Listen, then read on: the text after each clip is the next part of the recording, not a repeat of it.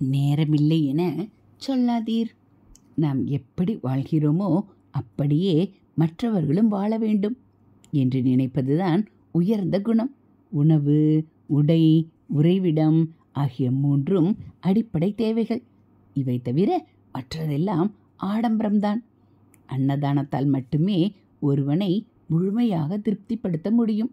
பணத்தாலோ, உழைப்பாலோ, வாக்காலோ இந்த 3ல் நம்மால் எது முடியுமோ அதன் மூலம் பிறருக்கு உதவி செய்ய வேண்டியது அவசியம்.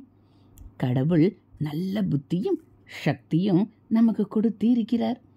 அதை கொண்டு நம்மால் முடிந்த நற்செயல்களை செய்வதே பிறவி பயன். மனம் பாவச்செயலில் ஈடுபடாமல் தூய்மையுடன் இருக்க தியானம் வழிவகுக்கிறது.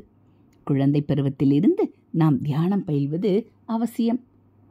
நேரமே கிடையாது என்று சாக்குப்போக்கு சொல்வது கூடாது. மன உறுதி இருந்துவிட்டால் அதிகாலையில் எழுந்து தியானம் செய்ய முயல்வீர்கள். ஹரஹர சங்கர, ஜெய ஜெய சங்கர. மகா பெரியவா சரணம். இது மகா பெரியவா அருள்வாக்கு.